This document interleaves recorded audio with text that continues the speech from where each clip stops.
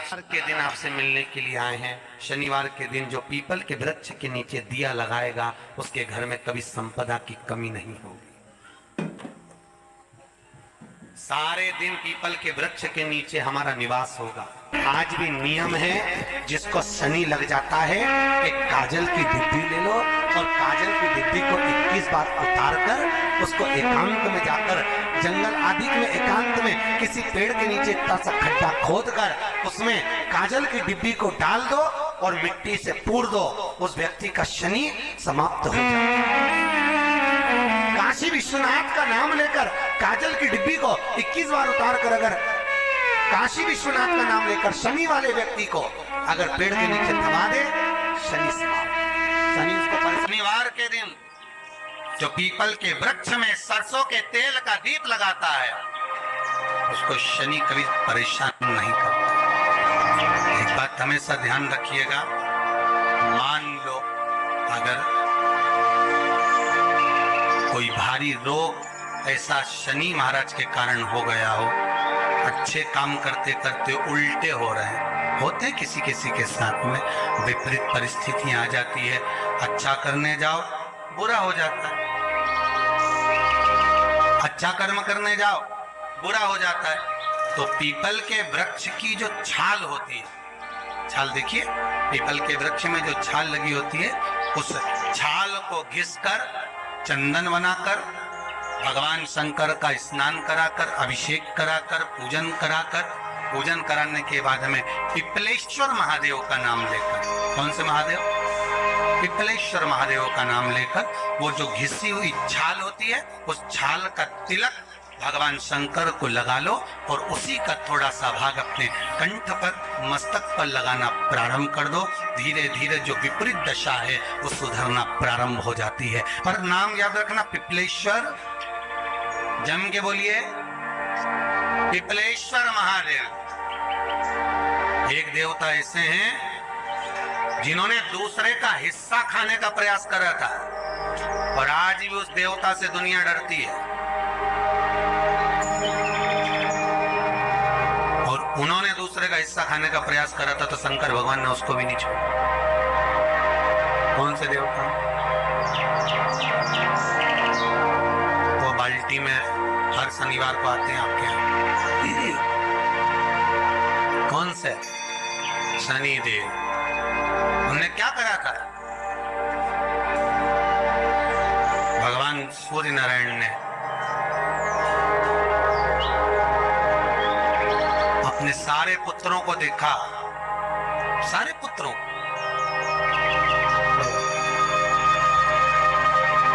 सारे पुत्रों को देखकर आज मेरे सूर्य नारायण भगवान बड़े सुखी, बड़े प्रसन्न हैं।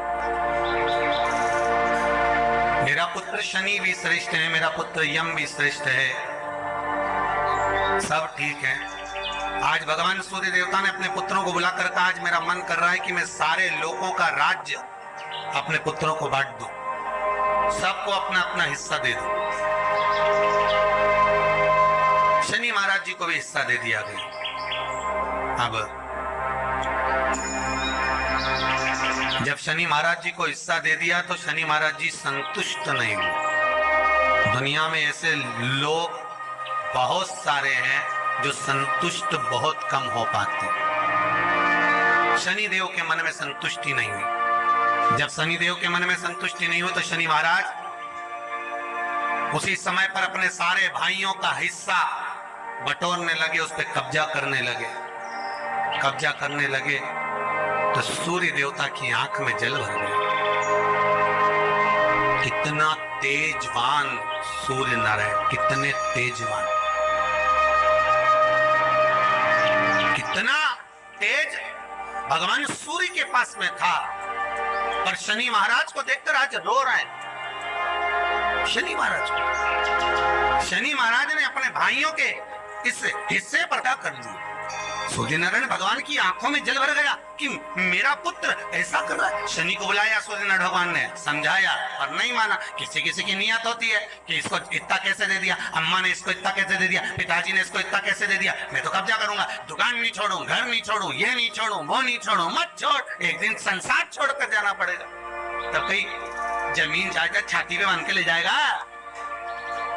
नहीं माने तो सूर्य देवता ने अपने गणों को भेज दिया, जाओ जरा शनि महाराज को जरा हटाओ वहां से। शनि महाराज को गुस्सा आया और शनि महाराज ने उन सारे गणों को नष्ट कर दिया।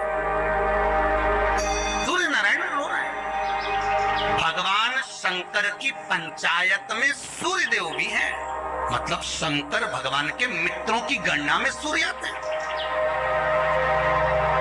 भगवान विष्णु, सूर्य नारायण, शंकर भगवान, माँ दुर्गा, गणेश जी, ये पंचायत है ना शंकर की, शिव पंचायत। शिव परिवार में कार्तिकेय, गणेश जी, पार्वती जी, शंकर जी, नंदी, ये शिव परिवार।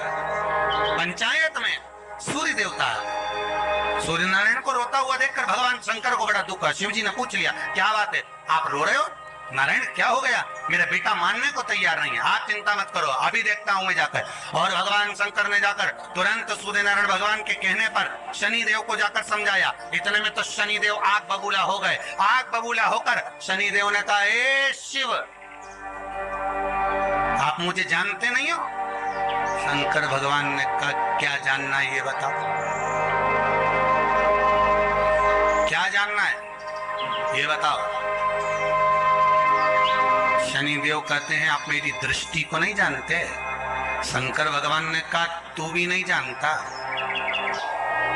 कि तेरी दृष्टि खराब कैसे हुई? तेरी दृष्टि को श्राप किसका लगा है तुझे नहीं मालूम क्या? शंकर भगवान ने जब समझाना चालू करा कि देख शनि देव, तुम तो कह रहे हो, तुम तो बोल रहे हो कि मेरी दृष्टि नहीं जानते। हम जानते हैं आपकी दृष्टि, मना नहीं है, जाना, पर आप नहीं जानते क्या? शिव जी जानते हैं। शिव जी ने कहा, मैं सब जानता हूं। आपका विवाह करा सूर्य देवता ने, आपकी पत्नी घर में आ गई, आप अपनी पत्नी को देखते तक नहीं थे, इसलिए आपकी धर्म पत्नी ने आपको श्राप दिया कि जिस पति ने मुझ पर दृष्टि नहीं डाली, मेरे वो पति की दृष्टि कुदृष्टि हो जाए, जिस पे डालेगा वो बर्बाद हो जाए। शनि महाराज ने कहा, आप मेरी पत्नी की याद मत दिलाओ। शंकर भगवान बोले, शनि, फिर समझा रहा हूं, हिस्सा छोड़ेगा कि नहीं छोड़ेगा? शनि बोले, नहीं छोड़ूंगा। शंकर भगवान ने उठाया, पीपल के पेड़ के नीचे ले गए और पीपल के पेड़ के नीचे शनि महाराज को उल्टा लटका दिया। 19 साल तक शनि महाराज को पीपल के पेड़ के नीचे शंकर जी ने लटका के रखा। अब बोल, 19 वर्ष तक शनि महाराज पीपल के वृक्ष में, पीपल की जड़ पर बंधे रहे। बोले ही नहीं शिव, कंगे दूसरे का हिस्सा खाने वाले को जब शनि महाराज जैसे के लटका दिया भोलानाथ ने, तो तुम कहीं लगो रे लाइन में? मेरा विचार तो करो। 19 वर्ष तक शनि महाराज लटके रहे, तब 19 वर्ष नेत्र बंद कर कर शनि महाराज ने शंकर की आराधना करी कि दुनिया में कोई ऐसा नहीं जो मुझे उल्टा लटका दे, केवल एक ये ही है जिनने मुझे लटकाया है। तो 19 वर्ष तक तप करा तो शंकर जी प्रसन्न हो गए। धरनी को हटाकर पार्वती को लाए, साथ में आशीर्वाद दिया, शनि महाराज को खोला। वर मांगो, तुम्हें क्या चाहिए, मांगो तुम्हें क्या चाहिए। शनि महाराज ने कहा, मांगूंगा कुछ नहीं, आप वर दे दीजिए। शंकर जी ने कहा, मैं तुम्हें दंड अधिकारी बनाता हूं कि आप अच्छे और बुरे का दंड दोगे, आप अधिकारी बनकर बैठोगे, मेरा आशीर्वाद तुम्हारे साथ है। दंड अधिकारी। भगवान शंकर का एक अवतार है पिपलाद अवतार। पिपलाद अवतार, जब दधीचि ऋषि की अस्थियां चली गई, उनकी धर्मपत्नी सुवाच ने देखा मेरे पति को मार दिया गया, मेरे पति की अस्थियां ले गए राक्षसों का संहार करने के लिए, उनकी अस्थियां लेकर चले गए, मेरा पति चले गया। सुवाच गर्व से थी, मरना चाहती थी, प्राण छोड़ना चाहती थी। शिव जी ने देखा ये तो अग्नि के ऊपर चढ़कर अपनी देह त्याग रही। शंकर भगवान ने आकर कहा, रुक जा सुवाच, रुको, तुम्हारे गर्भ में बच्चा है, तुम्हारे गर्भ में बच्चा है, वो बच्चा मर जाएगा। अब इस बच्चे को जन्म देकर भी क्या करूं? नहीं पिता, तुम्हारे गर्भ में जो बच्चा है वो महाज्ञानी है। तुमने मुझसे प्रसाद के रूप में मांगा था, कहा था शिव जैसा पुत्र होना चाहिए, तो क्या तुम शंकर को नष्ट कर दोगे? मैं शंकर को जन्म दूंगी। सुभाष ने 2 पत्थर उठाए, अपने गर्भ पर मारना प्रारंभ करा। गर्भ पर मारा, बच्चे ने जन्म लिया। बच्चा 7 महीने का था। उस बच्चे को उठाकर पीपल के कोटर में रख दिया। पीपल की कोटर। एक गिलहरी पीपल के फल को लेकर आती थी, पिपलाद के मुंह में देती थी। शिव का एक, इसलिए शंकर का नाम ही पिपलेश्वर महा। शिव का एक अवतार पिपलाद के रूप में हुआ है। तुम क्यों चिंता करती हो? तुम चिंता मत करो, तुम्हारा पुत्र जन्म दो तुम। और दिया धन सुभाष ने, उसके बाद प्राणों को त्यागा। और उस पीपल के कोटर में अगर भरण पोषण करने वाला कोई था तो वह देवाधिदेव महादेव था। फिर निवेदन करेंगे, माता के गर्भ में बच्चा रहता है, उसका भरण पोषण करने वाला मेरा देवाधिदेव महादेव है। अगर जन्म उसने दिया है तो मृत्यु भी वो देगा। अगर तुमको कुछ ज्ञान दिया है तो अच्छी जगह पर भी वही पहुंचाएगा। आप जो अभिलाषा लेकर आते हैं, बच्चे कहते हैं हमारी नौकरी नहीं है, सर्विस नहीं है, हम इस कॉलेज में पढ़ना चाहते हैं, हम इस जगह जाना चाहते हैं, हम इस पद पर जाना चाहते हैं, बस इतना याद रखना, तुम्हारा भाग्य बुरा नहीं होता। कभी भी याद रखना, संसार में जिसको भगवान ने जन्म दिया उसकी किस्मत कभी बेकार नहीं हो सकती। अगर भगवान तुम्हारी किस्मत बेकार होती तो जानवर बनाकर पैदा करता, इंसान बनाकर नहीं। किस्मत अच्छी थी इसलिए इंसान बनकर पैदा, जानवर बनाकर पैदा नहीं करा। अगर तुम्हारी किस्मत अच्छी थी इसलिए मनुष्य बनकर पैदा हुए हो, इंसान बनकर पैदा हुए हो, मानव बनकर पैदा हुए हो। भगवान को दोष मत देना कि भगवान ने किस्मत बेकार दी है। भगवान ने किस्मत अच्छी बनाई है इसलिए तुझे मृत्यु लोक में जन्म दिया। भगवान ने भाग्य अच्छा बनाया इसलिए तुझे शिव महापुराण की कथा सुनने का मौका दिया। नहीं तो भाग्य में नहीं होती तो कहां से मिल जाती? किस्मत अच्छी है तो भगवान नौकरी भी लगाएगा, धंधा भी करवाएगा, सर्विस भी कराएगा, विवाह भी करेगा, शादी भी करेगा, मकान भी बनाएगा, जायदाद भी देगा, संतान भी देगा। उसने दिया है पेट तो भरेगा वही। हम काय को अपने माथे पर ले? मैंने इतनी पढ़ाई कर ली, मैं इंजीनियर हो गया, मैं ये बन गया, मैंने तो ये कर लिया, उसके बाद भी मैं घर में बैठा हूँ, मेरा छोरा घर में बैठा, इतना पढ़ने के बाद बैठा। जन्म उसने दिया है, भाग्य उसका है, किस्मत उसकी है, तो कहो उसको कि शंकर का भजन कर, मंथन करे, मक्खन निकलेगा और घी भी जरूर बने।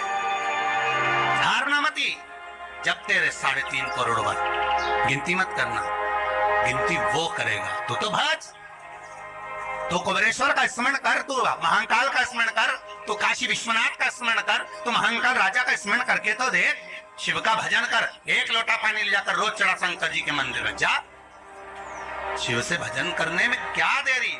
नहीं जा सकता शिव मंदिर में जाने में? बच्चों को अगर शर्म आती हो तो बेलपत्री के पेड़ के नीचे पानी चढ़ाया, वो भी नहीं कर सकता तो पीपल के पेड़ के नीचे चढ़ाया, वो भी नहीं कर सकता तो आंवले के पेड़ के नीचे चढ़ाया। पर कहीं जुड़ तो सरी, एक बार साध तो सरी, पकड़ने का प्रयास तो करो परमात्मा। शनिवार का दिन है जिस दिन अपन इस दरिद्रता से मिलने के लिए पीपल के पेड़ के नीचे आए हैं। हिंदू धर्म में ये दिन पीपल के वृक्ष के लिए पूजनीय होगा। जो भी शनिवार के दिन पीपल के वृक्ष की पूजन करेगा, दूध चढ़ाएगा या मिष्ठान का भोग लगाएगा, लक्ष्मी और नारायण उसके घर में प्रवेश कर जाएगा। लक्ष्मी और नारायण उसके घर में प्रवेश करेगा, इसलिए नियम बनाया। कौन से दिन का? शनिवार। लक्ष्मी जी बोली नारायण आपने तो 1 दिन का वार लिख दिया। शंकर जी ने 7 वार बनाए हैं, रविवार, सोमवार, मंगल, बुध, गुरु, शुक्र और शनि। ये शिव जी ने बनाया। अब 1 दिन आपने अपना बना लिया, बाकी के दिन अगर कोई इस पीपल के वृक्ष के नीचे आएगा और यहाँ तो दरिद्रता बैठी है तो उसका क्या होगा? भगवान नारायण बोले सुन दरिद्रता, तेरे से एक विनती है, अगर कोई भी मनुष्य इस पीपल के पेड़ के नीचे अगर 7 दिन में आता है और उसके हाथ में अगर कोई सामग्री होती है तो तू उसके घर में प्रवेश नहीं करेगी। नियम है पीपल के वृक्ष का, या तो पानी का लोटा लेकर जाओ, कुंकू का चोपड़ा लेकर जाओ, शक्कर लेकर जाओ, या पेड़ के नीचे चींटी को डालने के लिए आटा ले जाओ, पर खाली हाथ पीपल के वृक्ष के नीचे कभी मत जाओ, कभी नहीं जाओ। खाली हाथ जाओगे तो दरिद्रता तुम्हारे घर में प्रवेश करेगी। दरिद्रता उठकर खड़ी होकर बोली, नारायण तुमने अपनी मनमानी करी है, एक दिन मुझे भी मेरा चाहिए। भगवान ने कहा बोल कौन सा दिन चाहिए। दरिद्रता कहती है रविवार के दिन इस पीपल के वृक्ष के नीचे मैं दिन भर नृत्य करूं, इसमें रहूं, और जो यहाँ आए रविवार को मैं उसके घर में प्रवेश करूं। भगवान ने कहा ठीक है। दरिद्रता रविवार का दिन एक ऐसा दिन रहेगा जिस दिन तू इस पीपल के वृक्ष के नीचे नृत्य करेगी, और जो आएगा इस पीपल के वृक्ष के नीचे तो उसके साथ प्रवेश करेगी। मैंने तुझे वर दिया। इसलिए हमारे यहाँ केवल पीपल का वृक्ष अगर दीवार में भी लग जाता है ना, किसी की व्यक्ति की दीवार में, किसी के घर की दीवार में पीपल का वृक्ष अगर लग जाता है, पीपल का पौधा लग जाता है, उसको कितना भी तोड़ लो वो वापिस लग जाएगा। फिर तोड़ोगे फिर लग जाएगा। अगर पीपल के पौधे को तोड़ना है तो केवल रविवार का दिन एक नींबू, एक मिर्ची और बमूल का कांटा, ये 3 चीजें रखने के बाद में आधे घंटे बाद रविवार के दिन पीपल के पेड़ को उखाड़ कर फेंक दो। दूसरी बार कभी पीपल दीवार में लगता ही नहीं है, कभी नहीं लग सकता। केवल एक रविवार का, केवल एक संडे, इतवार का। घर में दीवानों पर अगर पीपल लग भी गया है, इसलिए पीपल के वृक्ष को उखाड़ने का, अगर घर में पीपल लगा हुआ है या पीपल का पौधा हमारे घर में लग गया, उसको उतारना, निकालना, लगाना, तो पीपल के वृक्ष को अगर निकाला जाता है तो रविवार के दिन, और अगर पीपल के वृक्ष को कहीं लगाया जाता है तो सोमवार के दिन या मंगलवार के दिन, बुधवार के दिन, इन दिनों में लगा सकते हैं पीपल के वृक्ष कहीं लगाना। शनिवार का दिन एक ऐसा दिन होता है जिस दिन पीपल के वृक्ष को कहीं जाकर लगाया नहीं जाता, क्योंकि शनिवार के दिन पीपल के वृक्ष के नीचे लक्ष्मी रहती है। हम अपने हाथों से अगर पीपल का वृक्ष किसी दूसरी जगह पर शनिवार को रोपित करते हैं तो हमारे घर की लक्ष्मी अपने घर से छिन्न होकर चली जाती है। इसलिए शनिवार के दिन पीपल लगाया नहीं जाता, किसी के घर जाकर उसको वापस पलटा नहीं जाता। लग गया उसको डर। प्रभु मेरी धर्म पत्नी को कहाँ रखूं आप बताओ। वो तो जहाँ यज्ञ होता है, अनुष्ठान होता है, दान होता है, पुण्य होता है, सत्कर्म होता है, वहां जाने को तैयार नहीं। अब करूं क्या? भगवान ने बोला एक काम करो। दुर्वासा जी बोले जिसके यहाँ रात्रि में बर्तन झूठे पड़े रहते हो उसके घर में इस दरिद्रता को लेकर तुम प्रवेश कर जाना। जिसके यहाँ रात्रि में बर्तन झूठे पड़े हो वहां लेकर प्रवेश कर जाओ। दूसरी जगह दुर्वासा जी बोले जो स्त्री घर में दोपहर के समय पर सो रही हो उसके घर में इसको लेकर प्रवेश कर जाइए। जो स्त्री दोपहर के समय में घर पर सो रही हो इस दरिद्रता को लेकर प्रवेश कर जाइए। तीसरा, जिसके यहाँ पर दरवाजे पर कांटे वाले पौधे लगे हों उस घर में इस दरिद्रता को लेकर प्रवेश कर जाइए। दरिद्रता कितनी सुंदर बात कही है। दाता और विधाता, कौन कौन? दाता और विधाता। लक्ष्मी और दरिद्रता के सगे भाई हैं। कौन कौन? दाता और विधाता। दाता को फिटकरी प्रिय है, विधाता को नमक प्रिय। ये दोनों हमेशा लक्ष्मी को और दरिद्रता को दोनों को समझाते थे, दोनों में प्रेम बढ़ाते थे। आज भी हिंदू धर्म की रीति है। यहाँ तो ठीक है, जिसके यहाँ पर भी अगर थोड़ी सी भी परेशानी होती है, थोड़ा सा क्लेश होता है, अशांति होती है, लक्ष्मी नहीं टिक रही हो, काम नहीं बन रहे हो, बहुत प्रयास करा जा रहा हो और हमारा कार्य नहीं होता, तो क्या करते हैं? फिटकरी और नमक को पानी में डाल देते हैं और घर में पोछा लगा देते हैं। आप लोगों ने आजकल फेसबुक पे पढ़ा होगा, व्हाट्सएप पे पढ़ा होगा, तो क्यों लिखा उसमें? उसका कारण ही केवल इतना है कि दाता और विधाता की प्रियता उसमें। माता ख्याति के जो 4 बच्चे हुए इसमें जो 2 लड़के हैं दाता और विधाता, उसकी प्रियता उसकी पूर्णता उस। अब दुर्वासा जी बोले अपनी धर्म पत्नी को वहां लेकर, जहां कांटेदार पौधे लगे हों वहां पर लेकर प्रवेश कर जाएंगे। कांटेदार पौधों में उस दरिद्रता का निवास हो गया। आए जब कष्ट, बहुत कष्ट का जीवन चल रहा हो, बहुत कष्ट की जिंदगी चल रही हो, ध्यान लगाना, अगर कष्ट का जीवन चल रहा हो, तकलीफ की जिंदगी चल रही हो, 5-7 सोमवार, या तो 5 सोमवार या 7 सोमवार, हाथ में दुर्वा, मान लो ये तुमने दुर्वा ले ली, हाथ में दुर्वा, एक बेलपत्र, और उसी हाथ में अपने घर का भरा हुआ 1 लोटा जल। पहले रखना है दुर्वा, फिर रखना है बेलपत्र, उसके बाद में हाथ में 1 लोटा जल, और दोनों हाथों का स्पर्श करते हुए जो अपना पूजन का कक्ष होता है घर के अंदर का, उस पूजन कक्ष की साक्षी में खड़े होकर अपने कुल देवता, पितृ देवता और अन्य देवताओं का स्मरण करते हुए, बाबा बहुत दुखी हूँ, बहुत तकलीफ में हूँ, बहुत कष्ट में हूँ, मेरा परिवार आज दुख तकलीफ में है, मेरा परिवार आज कष्ट में है, दुख में है, कष्ट में है। बाबा को अपने मन का भाव कहते हुए, हृदय से प्रार्थना करते हुए अपने घर के मंदिर से निकलकर फिर उस जल को लेकर शिवालय तक जाओ और दक्षिण की ओर खड़े होकर उत्तर की ओर मुख कर जल समर्पित करो। बेलपत्र और दुर्वा दोनों को अशोक सुंदरी वाली जगह पर चढ़ा दीजिए। अशोक सुंदरी की जगह तो सबको मालूम है ना। अशोक सुंदरी वाली जगह पर उस बेलपत्र और दुर्वा को समर्पित कर दो। चढ़ा हुआ थोड़ा सा जल लेकर आओ, घर के दरवाजे पर उसका छींटा दे दो, लेपन कर दो और बाबा से 5 सोमवार नियम से आप दुर्वा, बेलपत्र और जल का प्रयोग अगर करोगे, 5 सोमवार पूर्ण होंगे। जो तुम्हारा दुख है वो समाप्त जरूर होगा। शिव करना जरूर, शिव कृपा जी। बस इसमें 3 चीजों का स्मरण रखिएगा। 3 चीजों शिव पुराण कर रही है, इसमें 3 चीजों का स्मरण करें। पहले नंबर पर दुर्वा, दूसरे नंबर पर बेलपत्र और तीसरे नंबर पर जब जल चढ़ाकर वापिस आओ तो अपने घर में प्रवेश के पहले देहली पर, चौखट पर भगवान शंकर के अपने घर के द्वार पर शिव का नाम लेकर जल का सिंचन। 3 शिवजी की करुणा का गुणगान करने के लिए 3, जब आप तकलीफ में होते हो तो 3, शंकर को जल चढ़ाने वाला, 1 लोटा जल चढ़ाने वाले के पास 3 को भगवान शिव अवश्य भेजते हैं।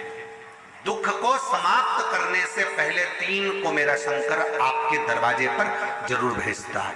पहले नंबर पर मां आदिशक्ति दुर्गा को आपकी पड़ोसन के रूप में, आपके रिश्तेदार के रूप में, आपके कुटुंबी के रूप में, आपके संबंधियों के रूप में, किसी ना किसी के रूप में आपके पास भेजकर बोलेंगे, क्यों घबराती हो, क्यों चिंता करती हो, क्यों टेंशन लेती हो। मैंने सुना है कथा में बाबा ने ये बताया था, एक काम कर, 1 बेलपत्र, 1 दुर्वा लेकर जा, बताएगी, आएगी, बैठेगी, सुंदर, उस दिन उसका चेहरा देखोगे आप तो आपको लगेगा ये मेरी पड़ोसन नहीं हो सकती। उसका चेहरा देखोगे तो आपको लगेगा ये मेरी देवरानी नहीं, ये मेरी जेठानी नहीं, ये मेरी ननंद नहीं, ये मेरा रिश्तेदार नहीं। आज इसका चेहरा कुछ और बोल रहा होगा। जब होगी तब कोई तुम्हारे कहेगा, धीरे से सामने नहीं आएगा तो सुंदर स्वरूप धारण कर कर स्वप्न में आकर कहेगा। ऐसा लगेगा कोई तुम्हें जगा कर कह रहा है कि तू घबराना मती, तू ये कर लेना। समझ, धीरे से सामने नहीं आएगा तो सुंदर स्वरूप धारण कर कर स्वप्न में आकर कहेगा। ऐसा लगेगा कोई तुम्हें जगा कर कह रहा है कि तू घबराना मती, तू ये कर लेना। समझ लेना मेरे बाबा ने अपनी अर्धांगिनी पार्वती को तुम्हारे पास भेज दिया। मेरे शिव ने अपनी पत्नी को तुम्हारे पास भेज दिया, अपनी अर्धांगिनी को भेज दिया। दूसरे नंबर पर मेरे भोले बाबा मेरे शंकर, मेरे त्रिकालदर्शी, मेरे करुणा सागर, मेरे शंकर। दूसरे नंबर पर अपने गण भृंगी को भेज देते। शिव जी के गण श्रृंगी और भृंगी का कर्म क्या? श्रृंगी शिव से दूर नहीं होता और भृंगी शिव जी की आज्ञा पाकर शंकर के भक्त के पास जाकर बैठता है। शिव जी अपने दूसरे पात्र को भेजते हैं भृंगी को। भृंगी दूसरे नंबर पर जाता है। उसका काम क्या है? भृंगी का कर्म क्या है? तो कहा भृंगी कभी भी सामने अपने प्रतिबिंब से नहीं आता, किसी का स्वरूप धर कर नहीं आता। भृंगी आपके हृदय में आकर भीतर से बोलने का प्रयास करता है। ये काम गलत हो रहा है, इसको रोक ले। तेरा मन से अंदर से बोलने का प्रयास करेगा, एक काम कर, तू वहां चले जाए, ऐसा हो सकता है, तू ऐसा कर ले, तू ऐसा कर ले। वो बताने का प्रयास करेगा, वो आपको ले जाने का प्रयास करेगा, उस तक ले जाने का प्रयास करेगा कि ये कर्म कर, ये कर्म कर।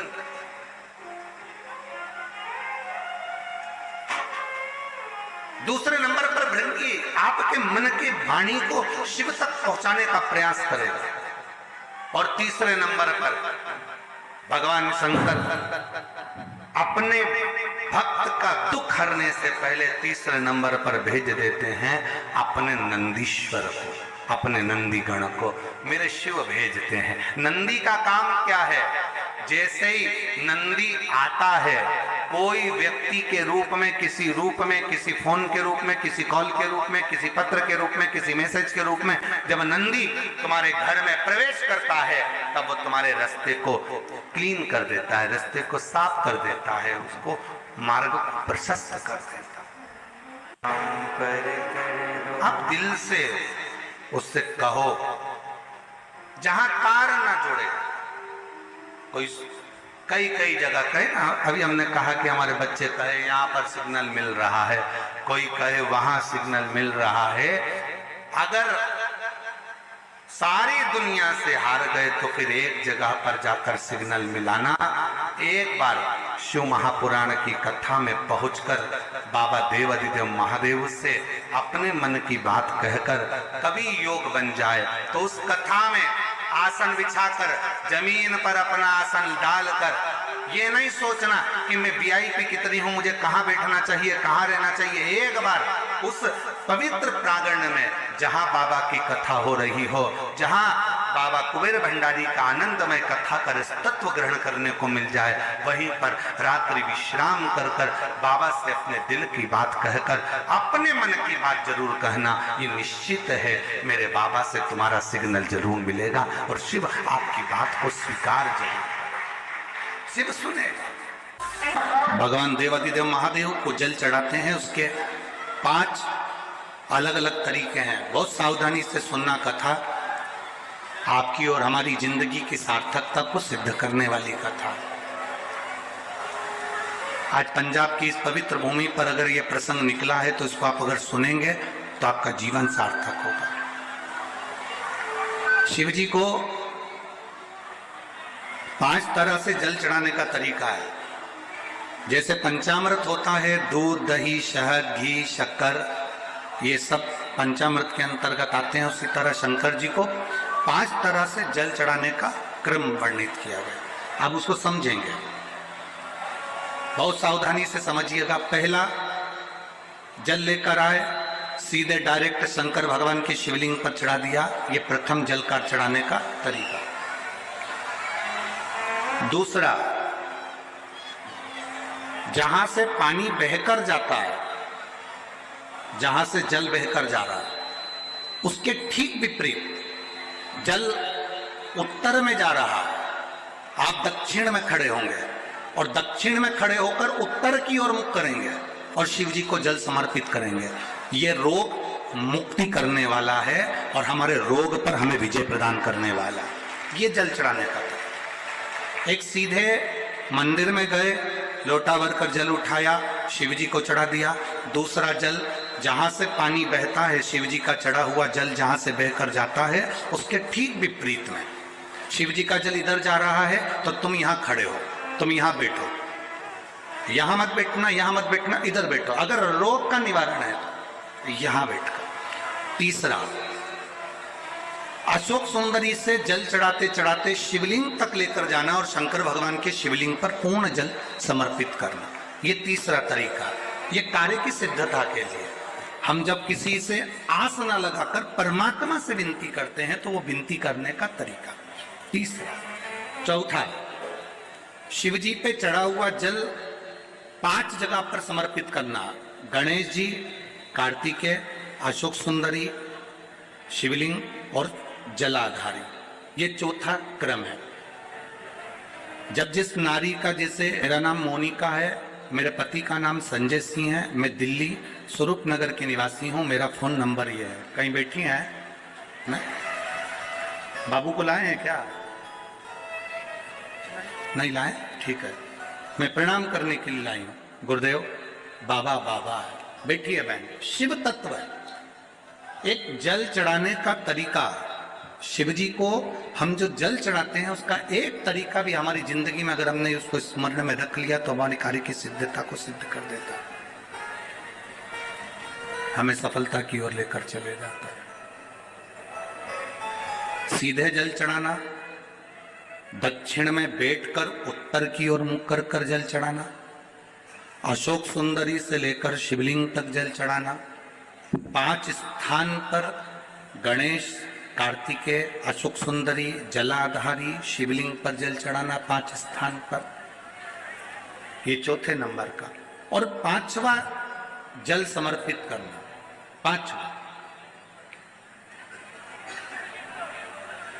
5वें नंबर का जल।